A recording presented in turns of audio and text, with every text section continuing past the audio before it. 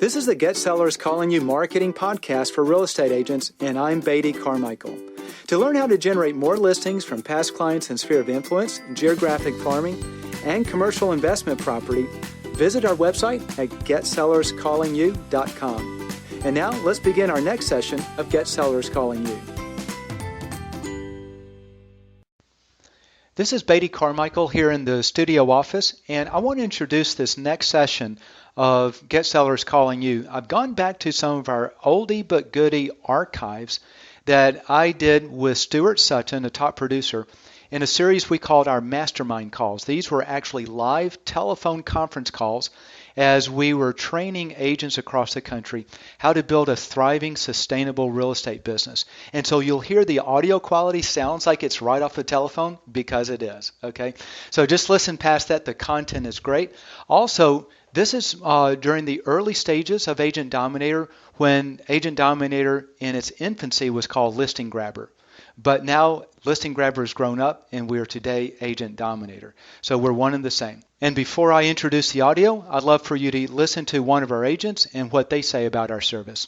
After 10 plus years in the business, what really intrigued me about this program was that it was geared towards sellers. Every other program I've ever used, experienced, heard about is all about generating buyer leads. And I love listings. In the almost 2 years that I've been using this program, year over year, my business has increased. I think the first year was about 20%, and then the following year was about 30%. And one of the things I think has been so amazing about this program is that I feel people now recognize me as not just Carrie the real estate agent, but also Carrie the person. And so when you can look at somebody and recognize some sort of personal connection, that goes to a deeper level of trust. And so instead of just being a salesperson, people see me as a whole person and somebody that they want to do business with. I've been so satisfied with this system, knowing that it's really taking care of a really important part of my business and marketing to sellers. Hi, I want to give you a quick introduction to the special training. The topic is, what are the 3 best follow-ups to convert prospects to listings? We're interviewing Stuart Sutton, a 20-plus year veteran agent who does over $24 million a year in production by himself on less than 40 hours a week. To set the stage on what you're about to hear, I'd like to ask you a question. Think about your last 100 listing appointments. Out of those 100 listing appointments, how many of those did you lose to another agent? Do you have the answer? Since Stuart is going to be sharing how to follow up with prospects to get the listing first, I thought it'd be fair game to ask him the same question. Here's his reply. Listen to it. I think you'll be amazed. Then we'll start the call from the beginning. I hope you enjoy it. Stuart, as I bring you on, I've got to ask you this other question because I think this is pretty impressive. Out of the last 100 listing appointments that you've gone, how many of those people chose to go with a different agent rather than you? Believe it or not, I actually know that. It's the answer is 2 out of the last 100 chose another agent. That was actually 1 until about 3 weeks ago. Oh, I should ask you the question 3 weeks ago then. So again, as you're joining in, welcome to the call. You're on the Thursday Mastermind call for June. And as I mentioned, we do these calls once a month on the 3rd Thursday of the month. And they've been really fabulous calls.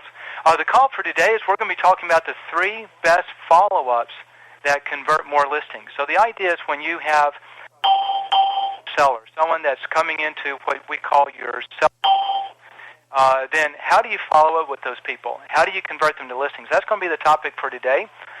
Okay, so welcome everyone again to today's call.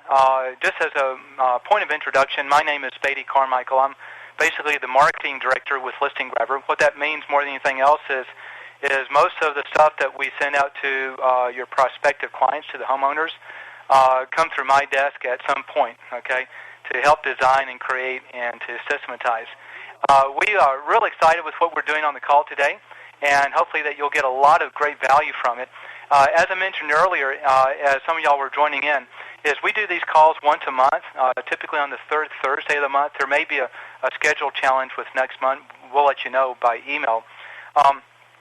And the focus of these calls really is to give back, not only from our standpoint, Listing Grabber, but also from Stuart Sutton, who hosts these with me, because once you've achieved a lot in a given field, and it's just a good thing just to give back to people and help others along, and that's really sort of the main focus of what we want to do on these calls. I also would be amiss without a plug for Growth Pro, so let me give you a 30-second plug on what we do. If anyone on this call is sort of new and not really understanding what Listing Grabber does, at Listing Grabber, we basically do three things for you, okay? It's real simple. Number one, we help you identify sellers before they go on the market. And we do that with some great marketing, some great technology that pinpoints people and makes it very easy and quick to start getting sales in a new farm.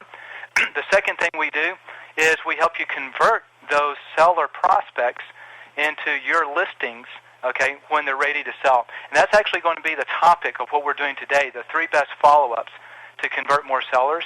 And the third thing we do is by using some tried and proven marketing that's focused on really differentiating you from other agents and telling homeowners why they should choose you, help you begin to dominate that farm so that it can produce typically as much as a 6-figure annual income to you, okay? And so those are the 3 things we do. You can find out more about us at listinggrabber.com. Let me also ask real quickly, Ed, I heard you come on, Ed Finland, and you and I haven't spoken or talked, I don't think, since possibly convention and maybe one call in between. Would you mind sort of spur of the moment just sharing a little bit about the results you're getting with Listing Grabber, maybe a little bit of what's going on? You can press *6 on your phone and say hi and tell us, or if you don't want to say anything, don't press *6 and we'll pass over. So if that works with you, can you press *6 and say hello? I just did. Can you hear me? Yeah, I can. Okay, great. Okay. In fact, I got to. So tell us a little bit about. I've got a question I want to ask you in just a moment. But would you mind sharing just a little bit about what Listing Grabber is doing for you and what type of impact it's made, and just anything that you may want to share? Sure. I live in kind of a little cow town about halfway between Seattle, Washington, and Vancouver, BC. There's probably, 106,000 people in our whole county. So it's, fairly rural. I found out about Listing Grabber from a Facebook friend. I want to say it's been at least 6 months, and it might be as many as 9. I can't remember now. But I didn't do the research I should have, and I picked out neighborhoods I liked and not what had good turnover, which moving forward I'll do that better. But even so, after the first mailing, I got a listing. I forget exactly if it was 650 or 675, which is probably in the top 10-15% of prices in this area. And she basically said, "Bring paperwork." And so that was kind of a lay down. And I routinely get probably 1 to maybe as many as 3 listings a month.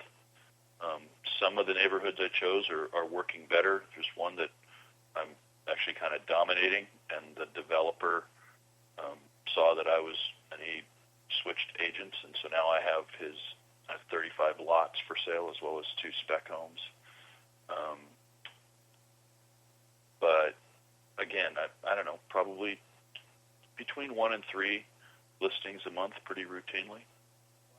Wow, very good. So what type of, I think I know the answer to this, but what type of impact has Listing Grabber made to your real estate business? Well, I've always, wanted to farm, and I used to farm in another neighborhood, the one I lived in actually, which I don't want to do anymore. And I had okay results, but at that point, I was a lone agent, and if you don't have an assistant, you are one. Now I have a team. I have 2 administrative people and 3 buyer's agents. Probably going to be hiring an inside salesperson here next, month or so. Getting pretty close with someone. And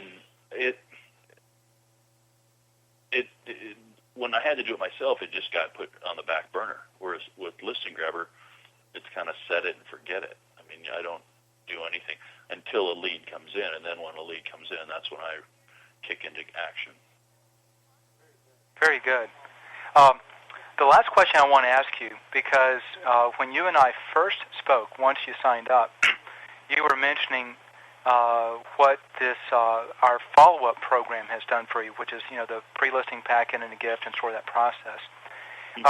Because that's really what we're going to be talking a little bit about today with Stuart, and this whole process of how to follow up with seller leads. Can you share a perspective of before Listing Grabber and before using this type of follow-up program? And I don't know what you're going to say, so this isn't a planned question. But before you started using the process of following up that we build into our system, what type of when you went on listing appointments, on average, how many of those did you get? How long did your appointment last? And now that you're doing the what percentage of appointments are you getting doing business with you, and how long is your average listing appointment now? Can you give me just sort of a comparison on that?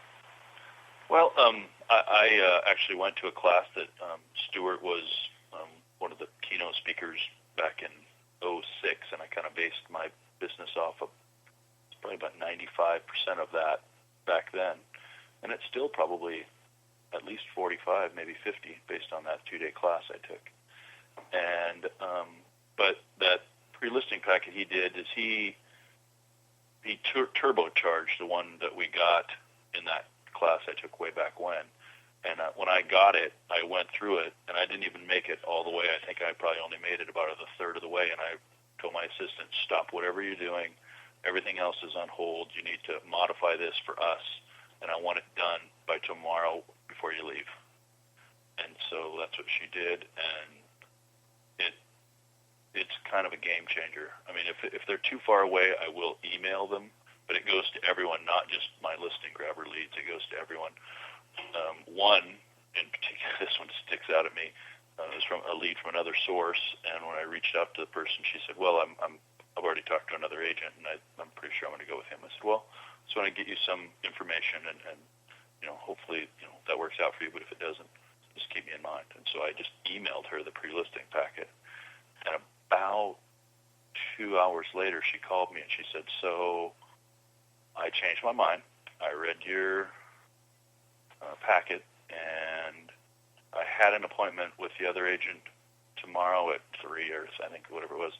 And she goes, "But I've called and canceled it, and I was wondering if you could come." Wow. Pretty effective, huh? Yeah. I mean, you got to be on board with doing what it says or modify it. My thing is I realize that I'm not the smartest guy in the world, and that there's a lot of other people that have done these things and so I don't need to be creative.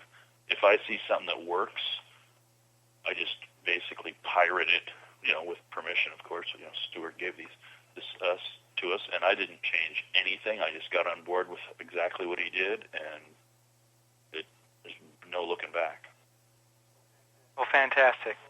Well, Ed, thank you so much for sharing that, and I don't want to overcommit you, but if you happen to still be on by the end of the call, and maybe if someone wants to just ask you questions, just as a user, would you be available for that if anyone wanted to? Yeah, my plan is to be here for the whole call. So.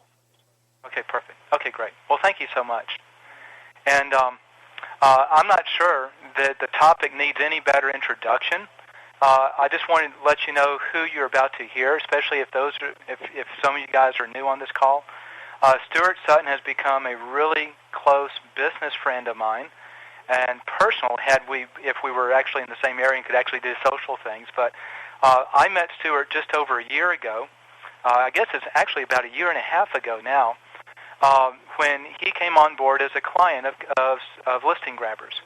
Stuart does not work for Listing Grabber. He is an active agent. He is a top producing agent. Last I heard, $25 million a year annual production. That's himself with 1.5 part-time assistants. And get this, I want you to understand this, less than 40 hours a week, okay, on average. invested that he keeps into his real estate business. And what I want to stress with you is just as like what you just heard from Ed, you can take whatever process you're doing and think that it's okay, but when you can convert that process and literally email someone some information and they cancel an appointment with an agent they're about to do business with and choose you totally sight unseen, that's amazing. And here's the point I want to make on this, is everything you do is all about marketing. It's either about marketing to get a lead or it's marketing to convert a lead, okay? And so what I wanted to ask Stuart to do is just to share what does he do? What does he feel are at least the three, if maybe not a few more, but the three most important parts of the follow-up, different steps that you can take in the follow-up that gets people signing up and doing business with you. And Stuart, as I bring you on, I've got to ask you this other question because I think this is pretty impressive. Out of the last, if you can think through this, out of the last 100 listing appointments that you've gone, how many of those people chose to go with a different agent rather than you? Believe it or not, I actually know that. It's the answer is 2 out of the last 100 chose another agent.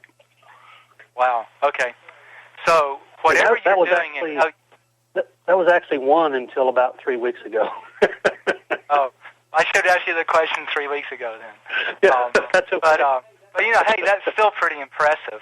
So something you're doing is working. So why don't you share with us what you're doing that is getting you that high a conversion rate? You know what? You broke up a little bit. What was your question? Was what gets me that high conversion rate? Yeah. Why don't you share your follow-up? What is it that you're doing? What are the, if we go back to the topic, what are the 3 best follow-up strategies to convert these potential sellers to do business with you?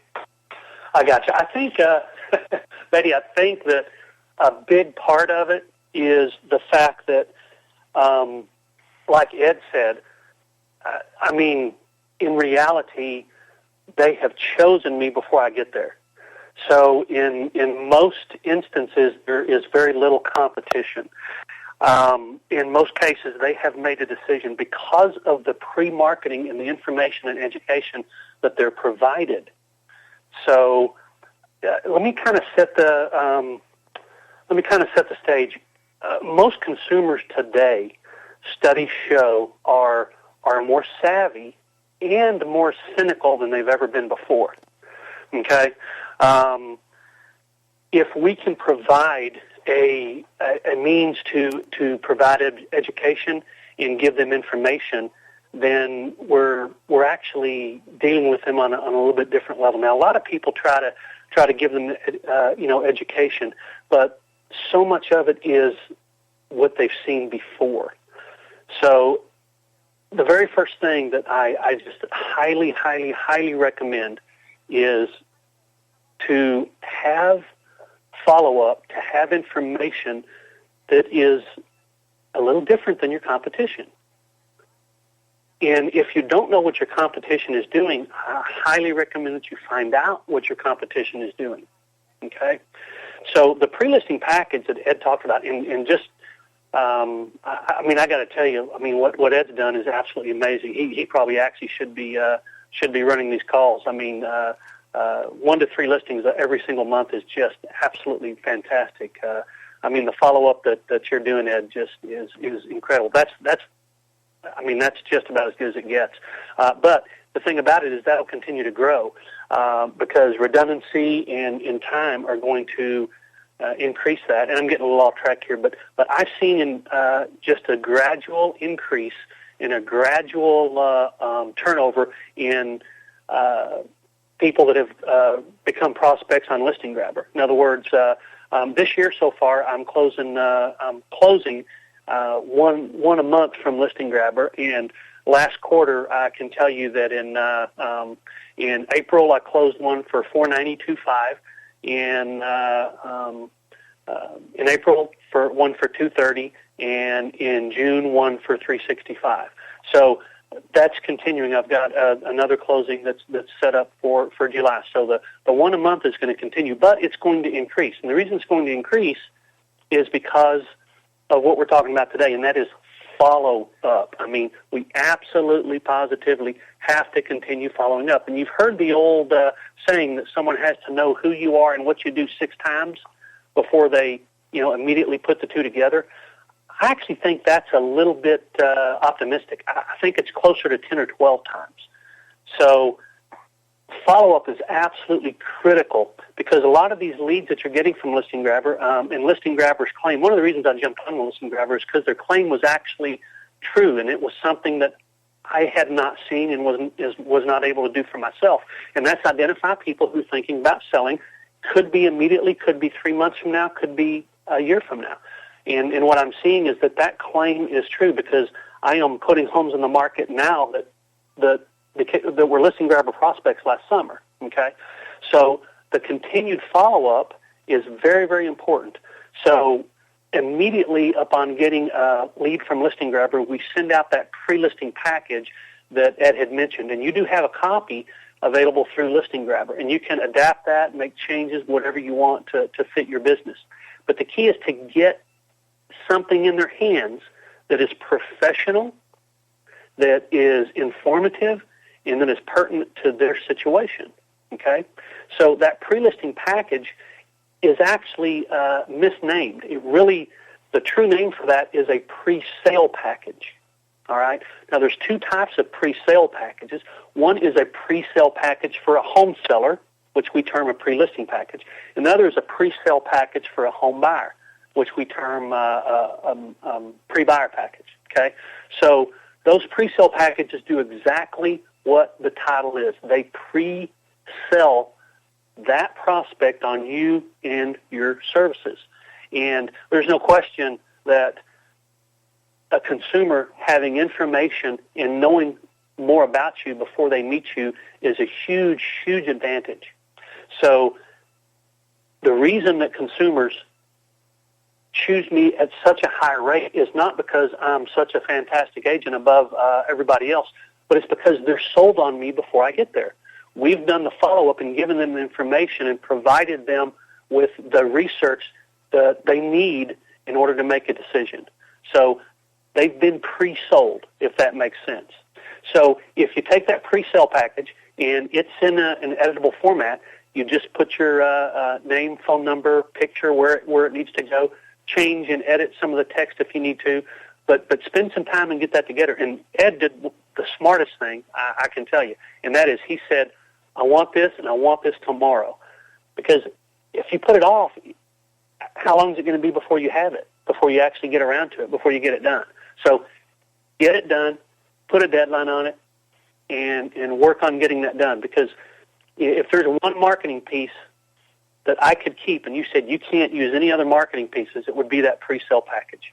That is a vitally important piece of my marketing. And the consumers that respond to us immediately get that. So whatever they responded to, if they're a prospective seller, they're going to get a pre-sale package for sellers that educates them, gives them the unique perspective on how we provide service and the benefits we provide them that other agents do not. So does that bring up any questions, Beatty, that you want me to follow up on? Why, if you could so if you go back to like Ed's comments, the pre-sale package that he was using when he started going through this new one. By the way, the one, just so everyone's on the same page, Stuart has given us his pre-sale package. We use it as part of our follow-up system. When I mentioned we help you find sellers before they go on the market, we help you convert them to your listing. Okay, that converting to your listing primarily is hinged around this pre-sale package that Stuart has graciously shared with us to share with all of our users. And so what Ed was talking about is the same package.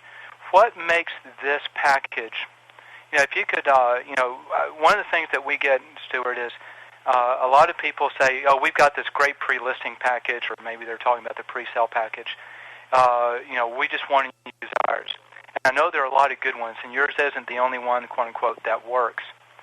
But having seen what many other agents use versus what you're doing with your pre-sale package, what is the real difference between why you feel what your package is doing that's so effective that many other agents may not be as effective? What's the real difference in them? Can you articulate that? Yeah, and actually that's a good question, because there are some really nice pre-listing / pre-sale packages out there I've seen. It's still, to this day, very surprising to me how few agents use a pre-sale package. It's very, very surprising to me. The pre-sale package that we use does three things. Okay, first of all, it provides critical information to the home seller. Now, anybody can provide information in the same vein that we do. Okay, hey, your house needs to look good. You need to unclutter it. Things like that. It talks about the different marketing strategies that we use and why they're important. But I'm going to put a couple of different categories that we really focus on in our pre-list package. And you said it earlier, Ed. I pirated it from somebody else. I got it from Rand Smith, so he got it from somebody else. I mean, we just keep trying to improve it and adapt it to our market and to what we do.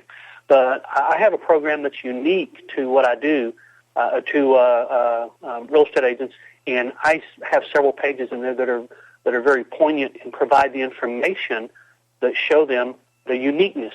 So our pre-list package has unique strategies, and that's not always easy to do. Okay, you could say, okay, well, I'll provide a stager. Well, that's kind of common nowadays. So you've got to really think about, okay, what is unique? What could I do? How could I provide service that when they read my pre-sale package will sell them on me? So what is unique? And uniqueness is important. The second is education. See, when you educate somebody, you're actually building rapport, whether you know it or not. And our pre-listing package educates them. Several of the pages in my pre-listing package have a format that is very, very effective. The very first paragraph at the top says, here's the problem.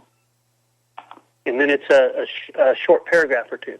And then the next paragraph, the bold headline is, here's the solution. And it's a short paragraph or two. And then there's two columns. And on the left it says benefits to you. And on the right it says benefits to your buyers. And we list some very simple benefits. So solution to a problem that we know exists. And guess what? Those sellers know that problem exists also. So there are lots and lots of problems that have to be solved to get a home sold. So how do you solve the problem? So we provide a problem-solution benefit format in several of the pages, okay? So uniqueness and a very poignant sellability format, which is problem, solution, benefit, okay? So those two have a very, very big impact. And the third is, I tell all my sellers this when I sit down with them. I say, listen, I tend to be blunt. I'm going to apologize for that now. Would you give me permission to be as blunt as I need to be when we go through all the information about marketing your home? And 100%, oh yeah, we want you to be. Absolutely, we want you to be. So basically, they've given me permission to give them information that they don't want to hear. Does that make sense? So we do that in the pre-sale package also. We give them very specific information. I went and counted the number of times in my listing pre-sale synonymous package. And if you go in there and count the number of times we address pricing, we do it over and over and over. And I believe we address pricing in the pre-sale package 5 times in how important pricing is. Okay? So we don't have as big. Now, am I going to say I'm immune to overpriced listings? Of course not. I'll admit to having one right now, maybe 2, that I've got to work with the seller to get to an achievable sale price. But I have far less problem with overpriced listings than probably most agents, because we address that so strongly up front. And they understand that before I ever come sit down with them, because they do read that pre-sale package. Does that make sense? Did that answer your question, Beatty? Okay. Yeah, I think really well. Very, very important follow-up is to get that pre-sale package in their hand. Now, if you never did anything else, if all you did was get that pre-sale package in their hand, you would have a pretty good response over time. When they got ready to sell their house, they probably are going to keep your pre-sale package and call you. However, consistent follow-up is going to ensure that you end up sitting down with them when they do decide to sell. Consistent follow-up. So we've talked about this in farming before. So if I'm starting a brand new farm, if one of my agents is starting a brand new farm area, we hit that farm very aggressively, very consistently for a short period of time. And for the first quarter, we will send 4 to 6 mailings to that farm area, and then we'll bump it out to once every 3 weeks and then once every month. Okay. Now, what happens when someone responds to a listing grabber postcard and goes to that site and you have their physical address? When you send out that pre-listing package and gift immediately, we hit those people 4 to 5 times in the first 30 days. And then we move it out to once every 3 to 4 weeks after that. So if they have decided, well, we're going to sell our house, but we're probably going to do it next spring. Well, by next spring, they're going to receive information from me approximately 10 to 12 times. And remember what we said earlier? 6 times is what you keep reading, but I think it's more like 10 to 12 times before they really know when they get a card, oh, yeah, it's that Stuart Sutton guy. If I pick up the phone and call them, they don't say, oh, okay, I'm sorry, who are you? They go, oh, yeah, Stuart, yeah, we get your stuff. So the consistency and the redundant information put into their hands is really, really important toward getting the future listings. I mean, I didn't really sign up for Listing Grabber to get immediate business, although it happened, but I didn't sign up for that reason. I signed up to build a pipeline for future listings, and that happens if you continue to follow up with those people. And I've said this before, so I don't want to bore you with it, but I believe that my Listing Grabber database is one of the strongest databases. So when I've built that Listing Grabber database to 100 responses, which is just about there, I'll match that 100 responses on how many listings I get from it in the next year to any 100 from any database I have. It's just a very, very strong database. But you've got to keep following up with it. And that in itself is for example, you know, the rule is, and we've talked about this before, I'd rather hit 100 people 10 times than 1,000 people twice, okay? The more redundancy and the more consistent you are in getting those follow-ups, the better response you're going to get. So anyway, that's really kind of to get that pre-sale package in their hand, because it's designed for specific purposes. And the second is very quick, immediate follow-up several times, and then consistent follow-up after that. So that's 1 and 2, Beatty. Do you have any questions or anything that I can clarify on those? Yeah, so on the follow-up that you're doing, you mentioned that you're hitting them 4 or 5 times in the first month, and then that you're keeping them on after that. Now, with Listing Grabber, we use what we call an autopilot follow-up system, which is a series of pre-created things that we guide people to do. And I know that you don't use that. You use your own process. So it's, which is great. Can you help articulate for people? So let's say someone's not going to use Listing Grabber for whatever reason. You know, we want them to be able to leave this call and go execute on something that works for them. So if they're not using us and the process we've already established to make those contacts, what are you doing? What type of content are you sending them? Are you sending them letters, postcards? What do they say? Can you give some clarity on that? Sure, absolutely. The first thing they get, of course, is the pre-list package and gift. Okay, and then I've actually added this to the system, and that's a handwritten note that goes out to them, and I used to put it with the pre-listing package, but now we just include a very quick note that says, hey, this is the pre-listing package because you visited this website, okay? So then I write a little bit more extensive handwritten note that just goes out a couple days later, and it just says something to the effect of, hey, just touching base, we delivered a package to you, hope you found it helpful. If there's anything we can do, let us know, make it a powerful day, okay? And then 1 week later, they receive a list of home sales. I don't send a market analysis because I've never seen their house. But I do send a list of sales, comparables, and say, hey, if you're thinking about selling this home, I thought this might be helpful to you. And a week later, they get a postcard. And the postcard will be a sold card for a home I sold in the neighborhood. And then a week later, they get another postcard. So basically, over that 4-week period, they receive handwritten note, list of sales comps, and 2 postcards. That make sense? Makes great sense. So, what those items are not as important as the fact that you are sending information that helps, once again, continue to educate them on who you are and the type of service you can provide to them. That's great. The buyers, and what we find a lot of times is that, agents are a little hesitant because, buyer leads aren't really what they want in this kind of market as much. Someone said to me the other day, I thought it was kind of interesting, the past generations have really looked forward to getting their mortgage paid off. Today's generations is just looking forward to trying to get a mortgage because it's become so much more difficult than it has in the past. So a lot of these people are selling a house and buying another one. So actually several of my listing grabber prospects have been double dips. In other words, I sell their house, or list and sell their home, and then go sell them another one. So don't think that you can't provide buyer information as well. What's the best way to get a good deal in this hot market? The 3 traps that you want to avoid in a hot market. So be timely. There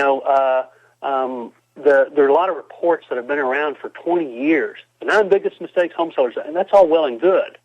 But guess what? A lot of consumers are getting immune to that type of marketing because they've just seen it so much and for so long. So uniqueness is really important, and timeliness is important. In other words, this market is so hot, if you're going to go in and buy a house and you're going to compete with 3, 4, 5, 8, 10, 12 other buyers, what do you got to do to get the house? And here's one that we do that helps a lot of people, and that is we pre-market, and we've been doing this since before the market got hot. So one of the things that my sellers get to look forward to is the chance of saving a whole lot of money, because what we do is I've got a very strong pre-marketing strategy. And we push that and make sure they're very, very familiar with and aware of that. And what happens there is if a buyer comes along, and I realize different states have different laws, okay? So if a buyer comes along and they don't have an agent, they sign a form that says, we know we could get an agent, but we chose not to.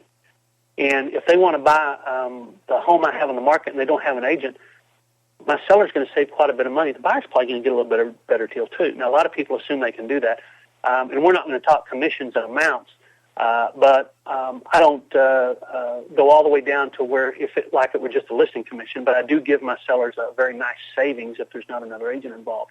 I don't promote that because I don't ever want an agent to think that I would promote a buyer coming without an agent. Actually, if they ask me, I say, I really think you ought to have an agent. I encourage them to do that. So, but the pre-marketing strategy brings buyers to us that, and give you an example, last month I had 2 listings we never even had to put on the market. We sold them before they ever hit the market. So they never even went in the MLS. So sellers really love that, and that's unique, but it's also timely because they don't have to deal with, and buyers don't have to deal with the onslaught of competing with 12, 15 other offers. So timeliness is important in addressing what's going on in today's market. So anyway, I've kind of rambled a little bit, but immediately get a pre-list package into anybody and everybody's hands that you possibly can, and then quick, hard, aggressive follow-up for several weeks, but I don't mean aggressive like hard close them. I mean aggressive like make sure that you get a lot of information to them quickly so they understand that you're reactive, you're responsive, and you're there for them. And then make it consistent for the next however long it takes for them to sell their home. Okay, so that's two. Anything else on those, Beatty, before we move on to the third one? No, let's move on to the third one. Okay. The third one, after pre-list package, follow up quickly. And this is kind of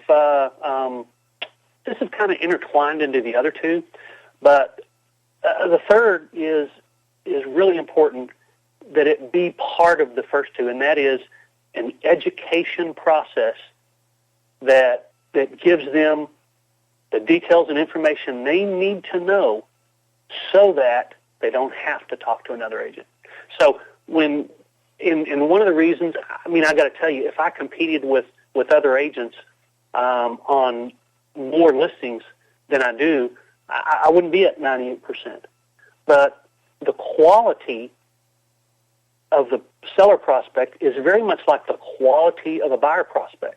Okay, if someone calls you and says, "I want to see this house," you might do like I do, which is show them a house. But I don't go out and spend a lot of time or have one of my agents spend a lot of time with them until we go through our due diligence. Meet with a loan officer if they haven't. Make sure we get pre-approved if they haven't. And then we go out and look at houses. Because if you go out and show them a bunch of houses and then they like one and then they don't qualify, you waste everybody's time. Okay? So if you go out and meet with the seller and you haven't done your due diligence, which is educate them on how to sell their home and what you can do to help them sell it better, then you could be putting yourself in a position of having a far less chance of getting that listing. So because of the education process you put them through, and that education process, I'll give you an example. A lot of people, if I asked you guys to raise your hands, most of you might raise your hands if I said, who puts a coming soon sign in the yard?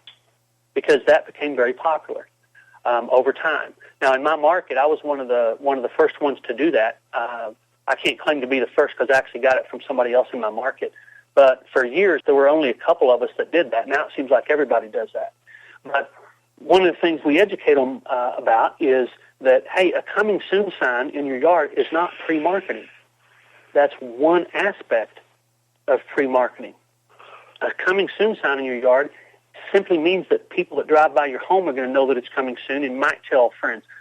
We encompass a pre-marketing strategy that includes web pages, it includes Google rankings, it includes online ads, it includes a lot of different things. That, as a matter of fact, our pre-marketing, and I do make this claim because it's true, our pre-marketing before your home ever hits the market is more extensive than many agents' entire marketing plan. Okay? So we educate them about what pre-marketing really can do for them. So before this market ever hit where we see all these multiple offers, I would have homes sold before they hit the market or in the first couple of days, even in a slow market. So that's one area that you can educate them. Hey, everyone thinks, coming soon signs are important. Well, that's just one aspect of a very effective pre-marketing strategy. Okay. Another thing that we do that's unique is we help prepare a seller's home for sale before it ever hits the market. And I'll tell you guys very simply that what I do, a lot of agents don't want to do because they see it as, well, I could be spending good money after bad. And that's certainly a possibility. But I hire an inspector to inspect the home. I hire a handyman to make repairs. I hire carpet cleaners if my sellers need that. I hire a cleaning lady to do a deep clean. I hire a stager to come stage it. So I actually invest hard cash dollars. Now, I tell my sellers how I do this and why. And I tell them truly how this came about. For years, I was telling sellers, you need to do this, you need to do this, you need to do this. And I was finding out a lot of times they didn't have time to do it or they couldn't afford to do it. So, true story, I took one commission and I held money back from it and I allotted it to the next house. And I hired the inspector and the handyman and the carpet cleaner and the stager. Now, I do have a limit. It's not unlimited. I'm not going to pay to paint somebody's entire house inside and out or anything like that. I do have a very reasonable limit. But it takes away from their necessity to spend time and effort and money. And I got to tell you guys, I get a lot of business because people just don't want to have to do that. And it works beautifully for new prospects. It works beautifully for referrals, because when I do that for somebody, man, they go tell their friends about it. Okay? So whatever the uniqueness is, whether you have, let's just say your brother-in-law is a landscaper and he gives you a really good discount. If you bring them in and spend a little money and really spiff up their landscape, they're going to tell their friends what you did. And it has a big impact. Okay? So the third thing is education on what needs to be done to get you top dollar, and why and how.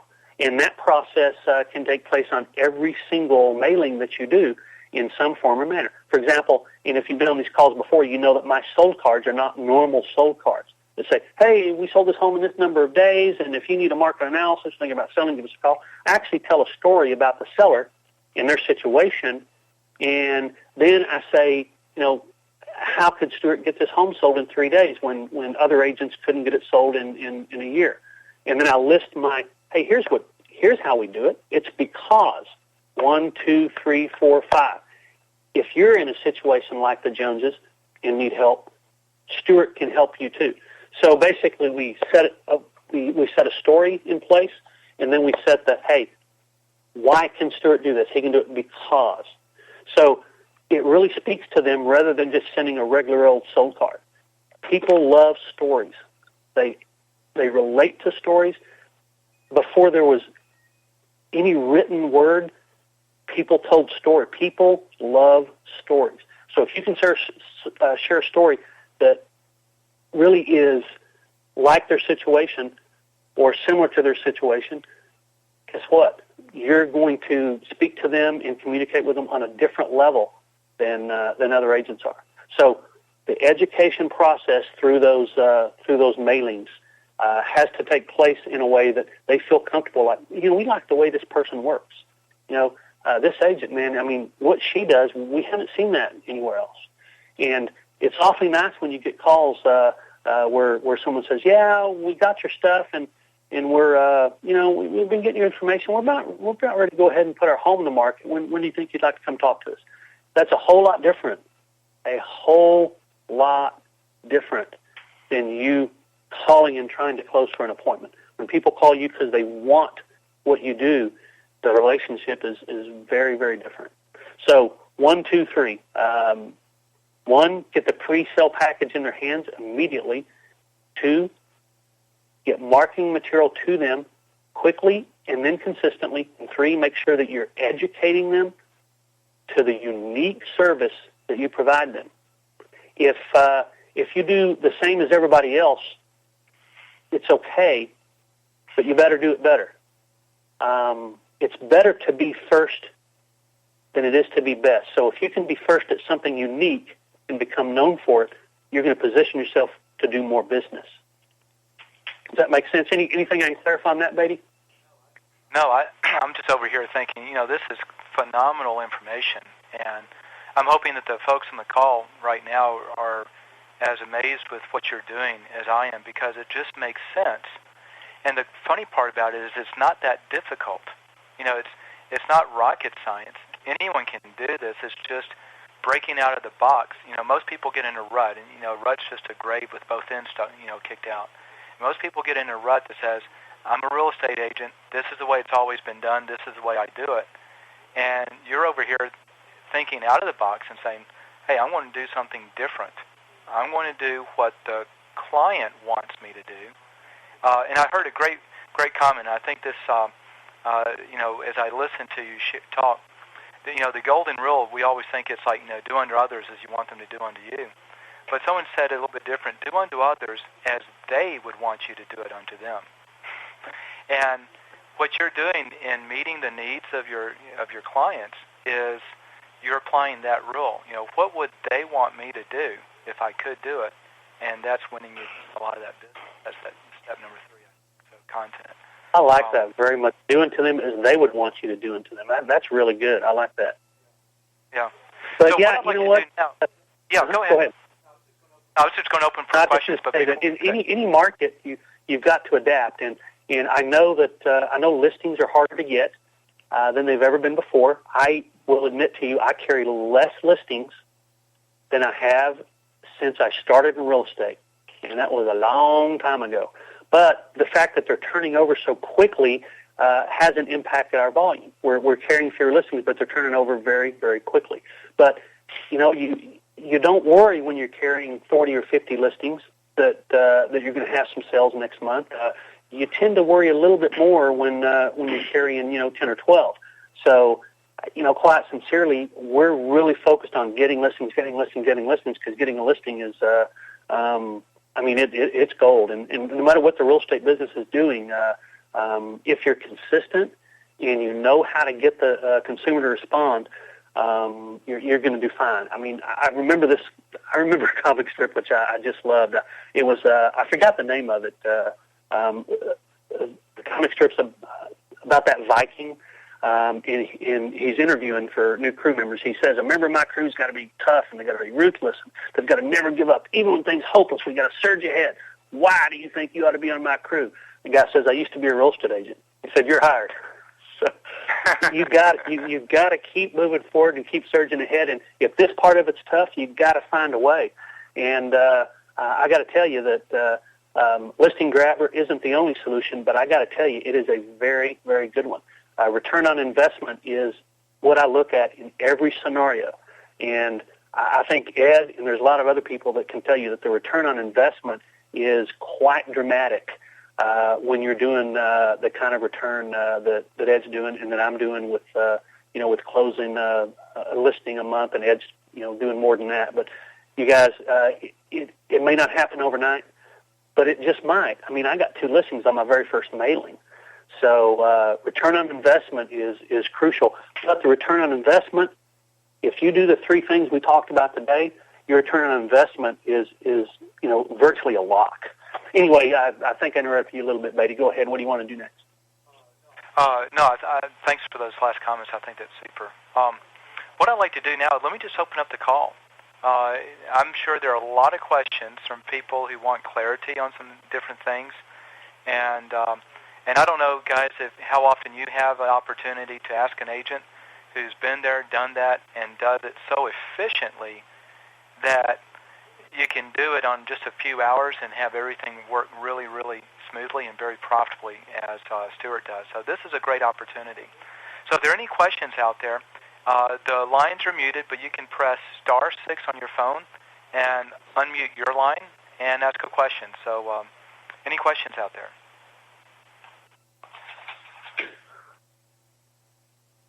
Hey, this is Mike in Atlanta. How are you?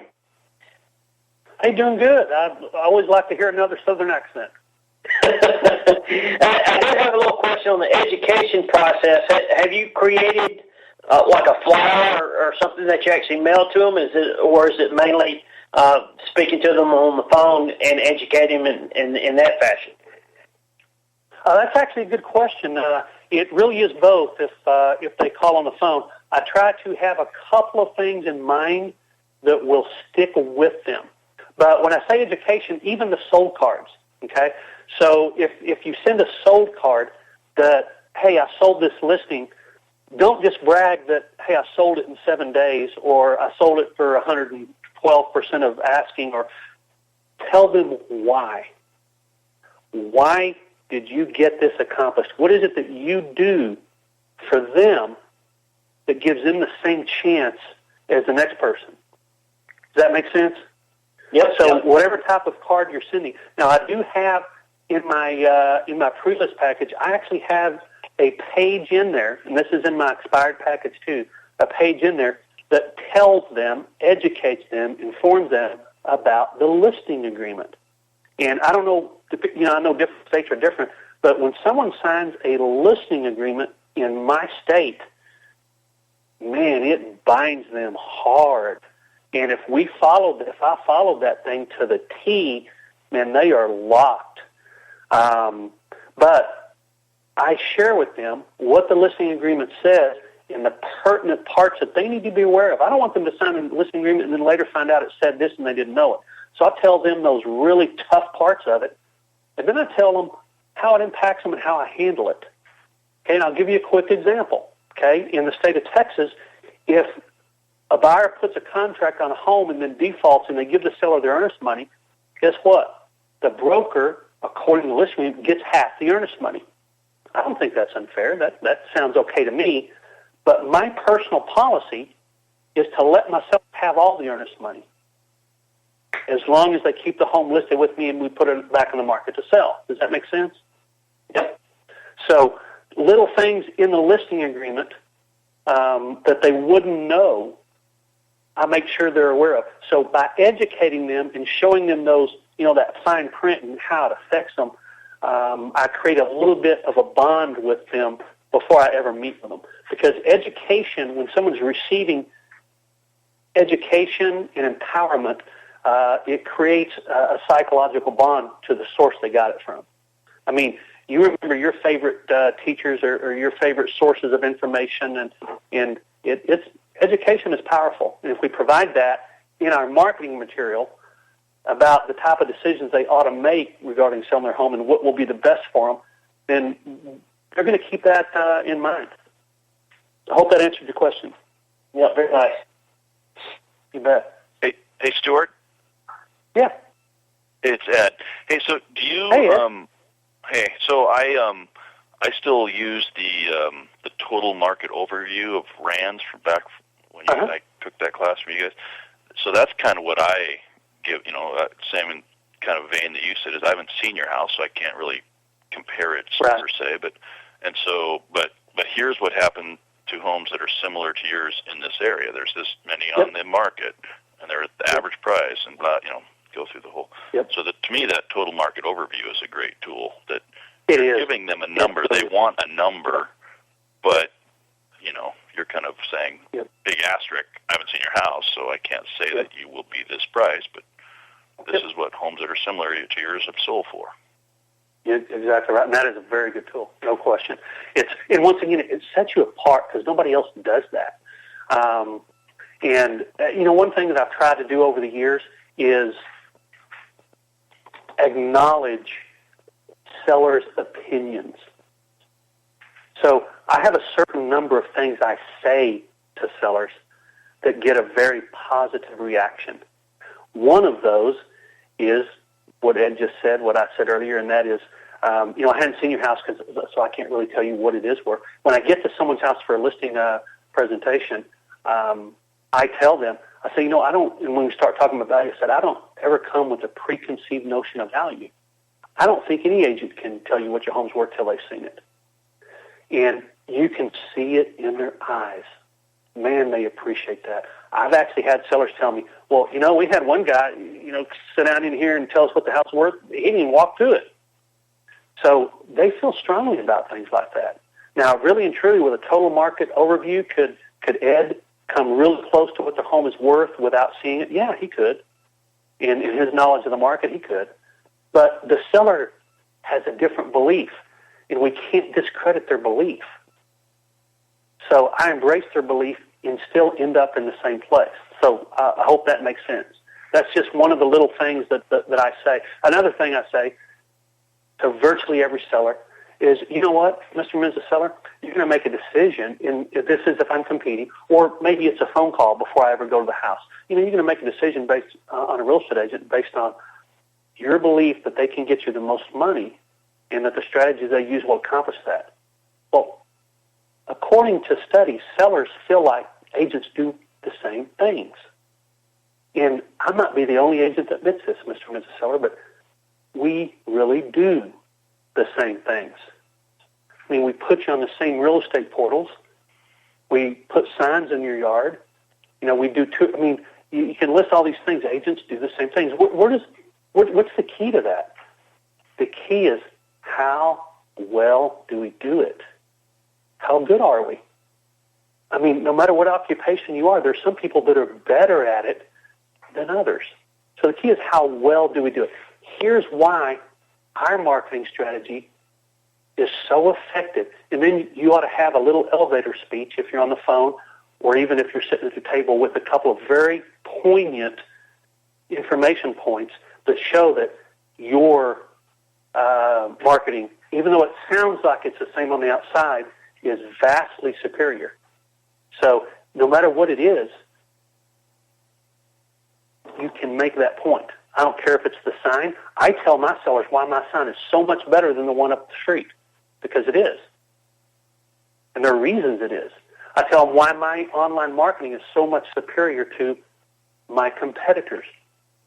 But I have specific reasons that, once again, from the seller's perspective, they go, yeah, that makes sense. So I don't try to discredit what they think. I try to embrace it, but still get to the same place. I hope that makes sense. So, yeah, very good point, Ed. I'll try not to ramble on the next question.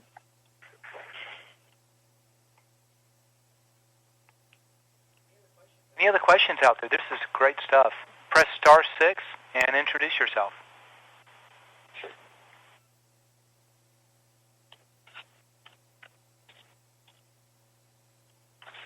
So this is Joe in Kalamazoo. How you doing? So where is Kalamazoo in Missouri? Michigan. Oh, Kalamazoo, Michigan. Gotcha. Kalamazoo. I knew it was an interstate. Chicago. Gotcha. Well, it's one of my favorite cities. Yeah, mine too. So some of us aren't as creative as you, and I've heard you on one of these calls before, and did absolutely nothing with it. Thank you. Is it possible to get some of the things that you do, hard copies, or get on your website or something and see some of this stuff? I think most of the hard copies of this stuff are actually on Listing Grabber. Are they not, Beatty? Yeah, they are. They're all there. So if you happen to be one of our clients, all the stuff that he's talking about, we've made fully accessible, so you can download it and use it and mail it. Yeah, I have, and I have. And like your pre-listing packet, there's a tremendous amount of stuff on the website for that. It seems like a very thick book. Some of it you use, I'm assuming. Some of it you don't, which we did. But I don't know that I'm using the right stuff or what really works that much better. Again, we want to be creative. We want to be, educational, and we do a lot of follow-up. And I have more listings than I've ever had in my life. Don't get me wrong. I come from the buyer's side, but is there certain pages that you find that work better, or? That's a really good question. I mean, that really is. There's certain pages that work better. I always ask my sellers, what was it that brought them to call me, that took them to the point where they said, let's call this guy. And I really encourage you to do the same thing. Your prospects may not have the same responses just based on your pre-listing being a little bit different, your market being a little different, your personality being a little bit different. But I really encourage you to do that and then reorder the pre-listing package so that the pages that are the most powerful are up front. Hey, Stuart, can I chime in my 2 cents on that? Sure. This is Ed. So because I do that, what is it you and the thing is that, there's different personality types. If you use the DISC, for example, what's going to make the D personality pick up the phone is something different that's going to make the S or the C or the I personality. So you can't laser focus it and think that's going to be the one thing that everyone's going to do. Different personality types are going to be drawn to different things. And so that's why, because at first I was like, oh my God, this thing's so many, but as I went through it, I went, oh, this is going to go to a D. Oh, an I will find this, okay, appealing. Oh, this is for the S. Oh, and here we are for the C. I don't know if you meant to do that, but you did. Yeah, it was actually designed that way, and I'll give most of the credit on that to Rand. I've made some changes, but it was designed through a neuro-linguistic programming scenario, so that different personality types would respond to different things. So you're exactly right about that. All right, I hate to have to put a lid on this, but we're over time. Let me just say thank you for everyone coming and learning. Thank you, Ed, for sharing with us some of your comments and what's going on, and a very special thanks to you, Stuart, for really sharing of your expertise and what you've learned through trial and error, what's working for you so you can help others. So we really appreciate all of you. You're very welcome. Stuart, appreciate you especially for that. If you've enjoyed this podcast, be sure to subscribe to it so you never miss another episode. Also, if you want an easy way to grow your business, check out Agent Dominator. We guarantee listings and sales from past clients in sphere of influence, geographic farming, and commercial investment properties. If you don't get the sales we promise, we'll give your money back. Learn more on our website at getsellerscallingyou.com and select Agent Dominator from the menu.